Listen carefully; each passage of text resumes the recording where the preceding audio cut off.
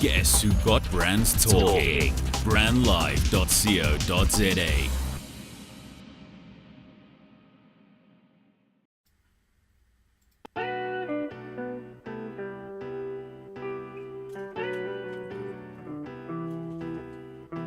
A very good morning and welcome. Thank you so much for joining me here on the Midweek Motivation. It's Wednesday morning, 10 a.m.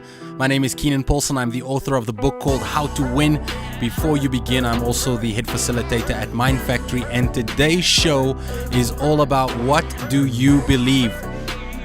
Muhammad Ali said, it's the repetition of affirmations that lead to belief. And once that belief becomes a deep conviction, things begin to happen. Do you need things to happen in your life? Well, it's going to start with the repetition of affirmations that lead to your beliefs. Julius Caesar says, men willingly become that which they believe. Gail Devers says, keep your dreams alive. Understand, to achieve anything requires faith and belief in yourself, vision, hard work, and determination. Remember, all things are possible for those who believe. And finally, Mahatma Gandhi says, man often becomes what he believes himself to be. If I keep on saying to myself that I cannot do a certain thing, it is possible that I may end by really becoming incapable of doing it. On the contrary, if I shall have the belief that I can do it, I shall surely acquire the capacity to do it, even if I may not have it at the beginning. That was by Mahatma Gandhi. Welcome to the Midweek Motivation. A couple of ideas to remember regarding motivation. No one can put in the work for you. You must do the internal work of reflection and self-discovery for yourself. Self-discovery is possibly the greatest discovery that you will ever make. The power that you can change your own life. Also, people can give you advice, but it's only when you begin to listen and accept the words that you hear that it begins to take root in your life. And those very words, that very advice that you've been given, will begin to produce fruit for you. Finally, no one can change your life. I think I said this earlier on. No one can change your life. You are the hero of your own story. You're the hero you've been searching for. Stop waiting for someone else to come and change your life. You have the power. You have the authority. You change it. If you're not happy with the way things are, then look in the mirror, and the person that you find staring back at you has the power to change it.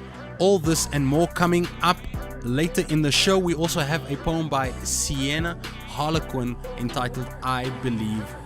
I have a new segment today as well called Why Do We Do That? And today I'm speaking about performance management in the workplace, and I'm really just challenging and questioning, why do leaders approach performance management like a whip in the workplace? That and more coming up in the show today. So stay tuned. You're on brandlive.co.za. This is your Midweek Motivation.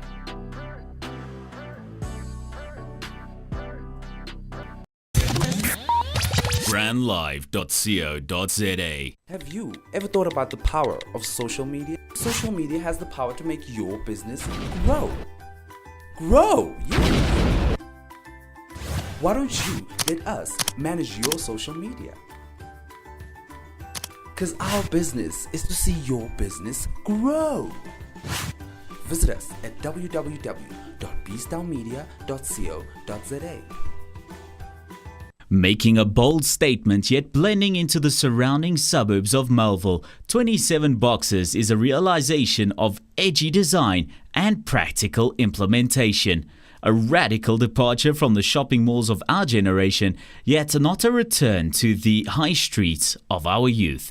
27 Boxes showcases the best of a shopping centre set in a garden, surrounded by the bohemian suburb that is Melville. 27 Boxes, shop, play, eat. You're listening to brandlive.co.za. Thank you so much for joining us on brandlive.co.za. This is the Midweek Motivation, and today I'm reviewing the book called The Power of Your Subconscious Mind by Dr. Joseph Murphy. Guys, I received the copy of this book in 2007 by my godfather, Ronald Virgie, and I must just send a shout out to Ronald Virgie for planting the seed of the power of your subconscious mind in my life. And this book has absolutely changed everything about me. It's changed my worldview. It changes how I see myself. It changes how I see mindset, how I see development, everything from personal leadership to relationships to health and fitness. It all lies in the power of your subconscious mind. And basically what the book is all about is about reprogramming your mind to basically plant the seed of the idea, whatever the idea is that you'd like to plant in your mind. It's about planting that seed in your subconscious mind and then knowing that the law of the subconscious mind is that it will manifest whatever it is that you've planted in your subconscious mind. And so since we're talking about what do we believe today, there's a portion in the book entitled exactly that, what do you believe? I'm going to read that for you in a minute. The book is structured in such a simple way. It's such an easy read. It's, you know, There are some books that really require your mental capacity and your concentration and your focus, because sometimes the ideas and the concepts are so deep. You need levels of focus. But this book was so easy to read, simple to understand. It was absolutely a breeze to read it. I've read it over and over again. In fact, it's broken down into various sections that you can then revisit. So I don't necessarily go back and read the entire book, and what I do is I go back, and if I'm struggling, for example, in a certain area of my life, let's say financially or health and fitness or one of my relationships, I go to the section in the book that deals with that. It's absolutely brilliant. Also, a lovely feature of the book is that it's got what I believe to be some type of prayer therapy or affirmation therapy or visualization therapy, where it actually gives you what to say. One of the best things that I've extracted from the book is this one phrase: "Thank you, Father, for my wealth," or "Thank you, Father, for my health," or "Thank you, Father, for my loving relationship." Whatever it is you desire to manifest in your life, you just put the "Thank you, Father" before that. You repeat it over and over again, and it has tremendous power. Let me read from the book, The Power of Your Subconscious Mind, and this is a section called "What Do You Believe?" So Joseph Murphy says, "It's not the thing believed in that brings an answer to man's prayer. It's the answer to prayer. The answer to prayer results when the individual's subconscious mind responds to the mental picture or thought in his mind. This law of belief is operating in all the religions of the world, and it's the reason why they're psychologically true. The Buddhist, the Christian, the Muslim, the Hebrew, all may get answers to their prayers, not because of their particular creed, religion, affiliation, ritual, ceremony, formula, liturgy, incantation, or sacrifices or offerings, but solely because of belief or mental acceptance and receptivity about that for which they pray. The law of life is the law of belief," he says. And belief could be summed up briefly as a thought in your mind. As a man thinks, feels, and believes, so is the condition of his mind, body, and circumstance. A technique, a methodology based on an understanding of what you're doing and why you're doing it will help you to bring about subconscious embodiment of all the good things of life. Essentially, an answered prayer is the realization of your heart's desire. That is from The Power of Your Subconscious Mind by Dr. Joseph Murphy. This has been your book review here on brandlive.co.za. After the advert, I've got a new segment coming up, and it's basically entitled, "Why Do We Do That? Why do we do things this way?" The segment is aimed at challenging a belief that's happening in society at the moment that's not working for us.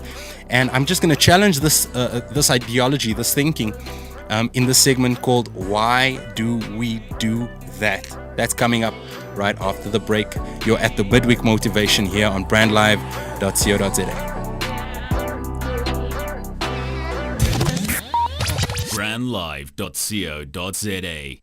You're listening to brandlive.co.za, an industry first in the world of internet radio. Not only are we an internet radio station, we are an internet radio platform for your brand. So why not expose your brand to potentially thousands of listeners and improve your customer relationships and brand equity with podcasts and live broadcasts? Be sure to check brandlive.co.za for more information. brandlive.co.za, harnessing the power of internet radio.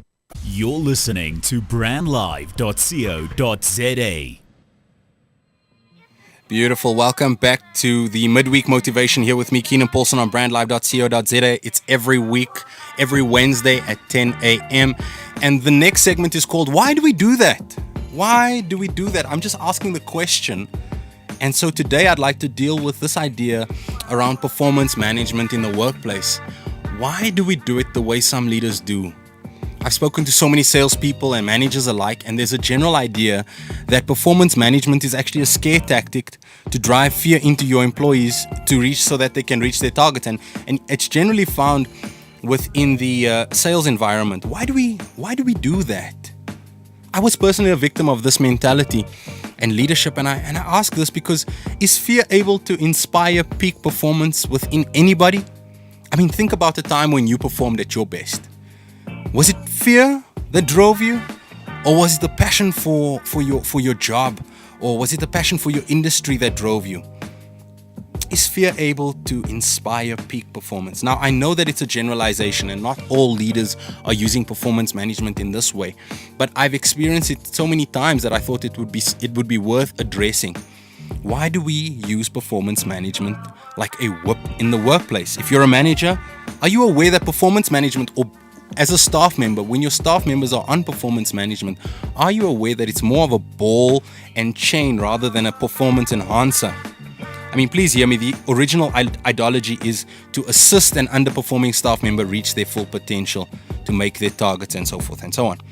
I'm all in support of that. What I'm not in favor of is team leadership who use their power and this performance management idea to exercise dominance over others, to drive fear within them so that they feel more powerful, and your staff member now feels, that they're weaker and they're definitely, submitted to you. I'm just asking, why do we approach performance management the way we do? Now I'm not one for complaining. I absolutely hate complaining, let me say that. And I don't want to come across as though I'm complaining. So I want to bring some solutions to the table regarding poor performance. And I'd like to share some thoughts with you as a business leader around how you could change the application of performance management in your process with your staff member that's currently underperforming. And here's a few ideas that will definitely help increase performance in your workplace. Firstly, I think we're approaching performance management as if it were a cure of some sort for poor performance. Why don't we approach it as if it's a leadership tool that prevents poor performance? So it's not some sort of ointment that you apply over poor performance as you go along the way. I think it's more of a maintenance question. Idea number one that I'd like to share with you is, how about inspiring your staff? There's a difference between dangling a carrot, so higher commissions or some sort of incentive, holidays incentives, or whatever it may be. There's a difference between dangling a carrot in front of somebody to get them to do what you want them to do, and inspiration. So there's a difference between dangling a carrot and inspiration. Inspiration comes from genuinely believing and showing confidence in that staff member and in their abilities. That staff member is guaranteed to feel inspired when they feel appreciated and when you communicate in a meaningful way that they matter to you. So why not inspire your staff? Share a meaningful story, share a meaningful quotation, share some sort of uplifting material and content with them to inspire them to become their best. Inspire them with their own dreams.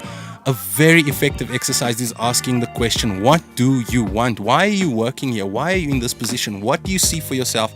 And then just constantly keeping that at the forefront of their mind. I think idea number two is that it boils down to mentorship. You know what? Obligation drains motivation, but opportunity helps fuel motivation. And I believe mentoring your staff member in a normal working environment, just a normal day-to-day, I'm not even talking about poor performance or peak performance, just from a day-to-day, mentor your staff. One of the things in performance management is now that your employee has to report to you at the end of the day with their daily activity or their weekly activity. And there's just so much fear based in this. But when I say mentorship, I'm saying come from a place of genuine love and care for and appreciation for your staff member. I mean, sitting them down at the end of the day and saying, you know what, John, I really care about you.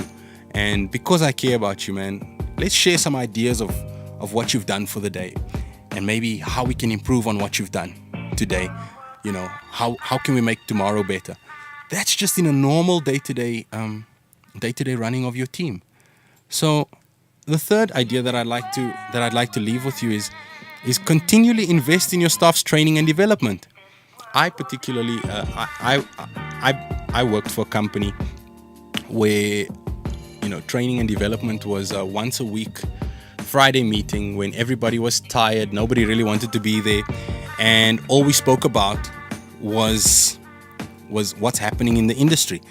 We didn't speak about how do we get better. So it was really just a recap session more than training and development, but it was termed training and development. So why don't we utilize learning as if it were the prevention of poor behavior and not the cure for poor behavior? I mean, if we're constantly improving and progressing and growing, this growth will eventually become evident in our results.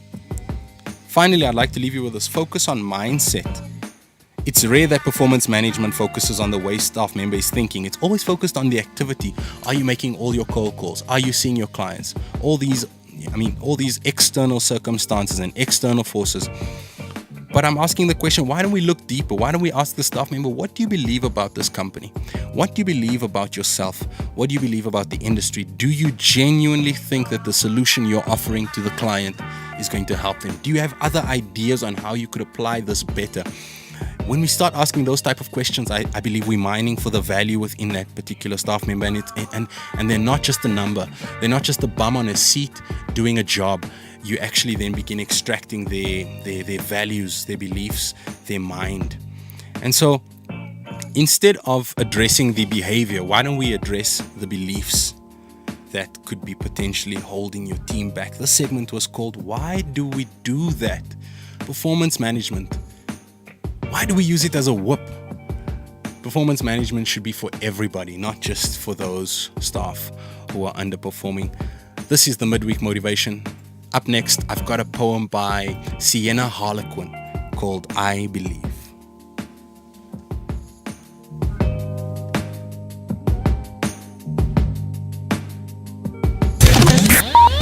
brandlive.co.za.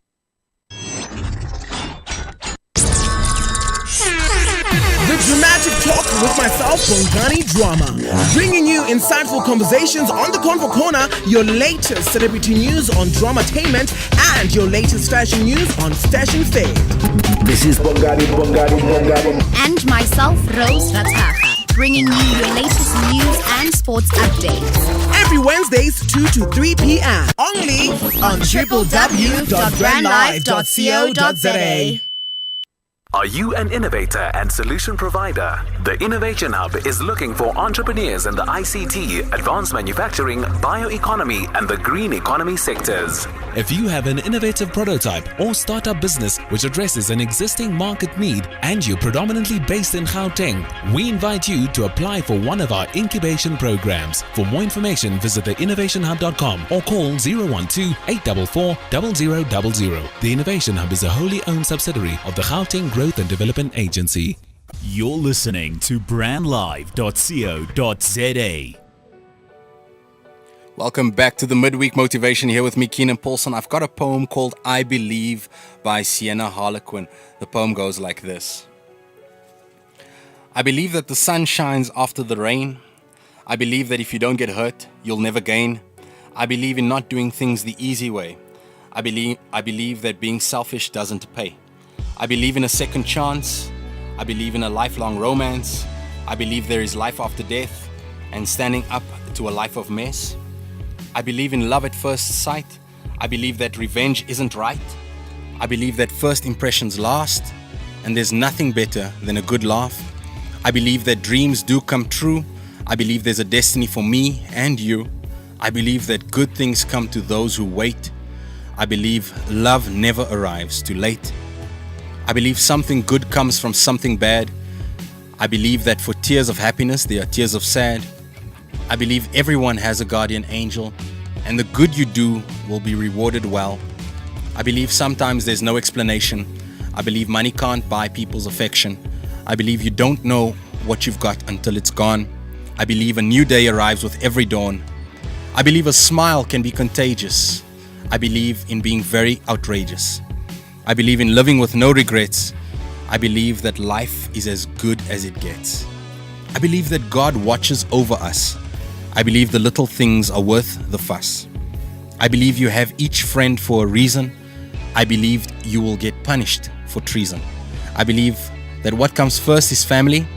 I believe we should all live in harmony. I believe in making the most of a beautiful day, and it's not the end until everything's okay.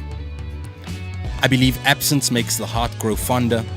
I believe you will lose if you sit and wonder. I believe every experience teaches you a lesson, and nothing cures better than a drinking session. I don't know if I believe that, but alright, this is Sienna Harlequin's I Believe. Let's continue. I believe everyone has one true love. I believe sometimes we need a little shove. I believe the whole world is a stage. I believe we only get better with age. I believe that to learn you have to live. I believe that to love someone you have to give. I believe one moment can change your life, and there's still help when you're in strife. I believe everyone has one true friend. I believe love helps a broken heart mend. I believe in the power of a song, and things will change before too long. I believe living is the best experience. I believe in not laughing at other people's expense. I believe it's hard to watch a lover leave, and when they're gone, all you can do is breathe. I believe to always look on the bright side. I believe that life is just one big ride. I believe that when I die, people will grieve, but it's okay because I believe. That is I Believe by Sienna Harlequin here on the Midweek Motivation. You're on brandlive.co.za. When we come back, I'll have the topic discussion around what is belief, how do we develop it, and all the things that belief impacts. What's the benefits of believing? What do you believe? This is the Midweek Motivation.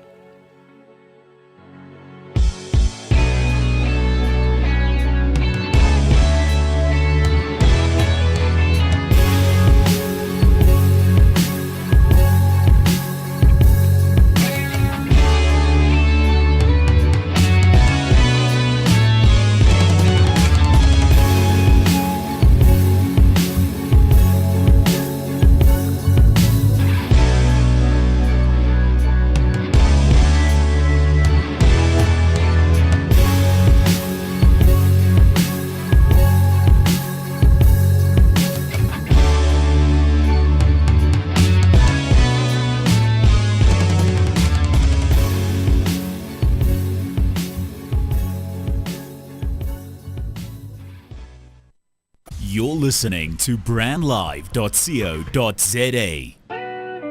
Brandlive.co.za. This is your Midweek Motivation. Today we're speaking about the power of believing. Now, Conor McGregor, you'll remember that name because he fought Floyd Money Mayweather not too long ago. Conor McGregor says this: my success isn't a result of arrogance, it's a result of belief. What is belief? What is belief? The power of the subconscious mind told us a moment ago that belief is the acceptance of a thought and idea. Now, when this thought or idea is accepted, it begins to take root in the subconscious mind. A belief is simply a thought that I think. Is that what a belief is? Now, it's important to make the distinction that it's not just one single arbitrary thought that exists on its own. It's a thought that's repeated over and over again, and this thought is then accepted as true. Where did our beliefs come from? Why do you believe what you believe? Now, some of us saw it modeled. I mean, we saw someone else do the same action or hold the same belief. We looked up to them and we trusted them, and we said, man, because mom or dad believes this, it must be true. I'm going to take it on as an assumed truth. We adopted it without question because whoever we trusted showed it to us with so much conviction. Jay-Z says this: believe in oneself and knowing who you are. I mean, that's the foundation for everything great. That was Jay-Z. You know, sometimes we adopted a belief because we had a particular experience in life, and we looked at this isolated experience and thought, this is the way life is. It must always be this way. We then built a law around it, and we said, this is how it will be. You can prove it because you have some sort of proof. let's look at money. I know when I was growing up, people said things like, money doesn't grow on trees, or no, we can't afford that. And so I took these beliefs on, and I actually found myself behaving in accordance to them. William James says belief creates the actual fact. And so if that was a typical belief that you had, maybe you saw, well, maybe we didn't have enough money. Well, you know what? Money really doesn't grow on trees. Well, where does it come from? We didn't speak about those things. Think back. When did you accept the ideas that you now have, the beliefs you hold? When did you accept them? I'm sure that you can trace it back to either a caregiver or an experience that you had in life, or you've adopted it from someone who you once trusted. It's true for money, it's true for relationships, spirituality, health and fitness, work, vocation, as well as socializing. All of our lives is governed by belief, the law of belief. So now that we know what belief is and where we found it and we've located the beliefs maybe that we have right now, how do we change them if they're not working for us? And how do we keep the ones that are working? Because not all beliefs are negative. Some beliefs are actually serving you. And I think that's the distinction. Are your beliefs serving you, or are they unserving of you? I think firstly, to change a belief requires a change in how we approach beliefs. Do we view it as something that's fixed, or is it changeable in our mind? That's the starting point. I mean, once your approach to belief has changed, I have one word for you, ladies and gentlemen: repetition. Plant a new belief in your subconscious mind through repetition. And it comes in the form of an affirmation. So I have an affirmation that says, I'm divinely found in surplus in all areas of my life. I'm divinely found in surplus in all areas of my life. So automatically all I see is abundance everywhere I go. So now we know what belief is, we know how to change it. Why is it so important?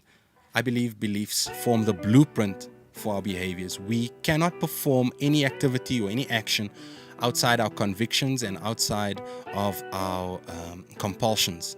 It drives our behavior, and these beliefs are the very core of it. So if you'd like to change your behavior, review those beliefs. Find out if they're serving you, if they're not serving you. If they are serving you, keep them, reinforce them, share them with other people. If they're not serving you, stop repeating them to yourself and then replace them with a belief that will serve you. This is how we program our subconscious mind, and I speak on it in far more detail in one of my keynotes, and certainly in all of our courses and seminars that we offer. I hope that's been valuable to you as you've been listening to the Midweek Motivation. I'd like to now end off with, as usual, the guided visualization. Thank you so much to everybody who's listened to the show. Thank you so much for joining me. 30 minutes flies by. I mean, when the guys in studio show me 10 minutes, it feels like it's been 1 minute. This is the guided visualization. Now, as we go into this visualization, relax your body, quiet your mind, take a few deep breaths, close your eyes, and just relax. Let's plant these thoughts in our subconscious minds, shall we? I close the eyes of my body, and I begin to open the eyes of my mind. My mind is being filled with love and gratitude and light. I am absolutely radiant. I'm in the right place at the right time, and infinite peace fills my heart. I see myself healthy. I see myself prosperous. I see myself flourishing. I see myself well. I see myself happy and doing the very thing that I was created for. I see myself passionately in love. I see myself having and being and doing the good that I desire. I see myself contributing to the greater good of humanity. I am such a gift. I give of myself in every situation, and I am richly rewarded. I see myself divinely blessed with health, wealth, and success. I am so thankful for this. I'm deeply thankful for this. Gratitude flows from my very being. It is good and very good. This has been Midweek Motivation. I'll see you guys next week, Wednesday at 10 a.m. right here on brandlive.co.za.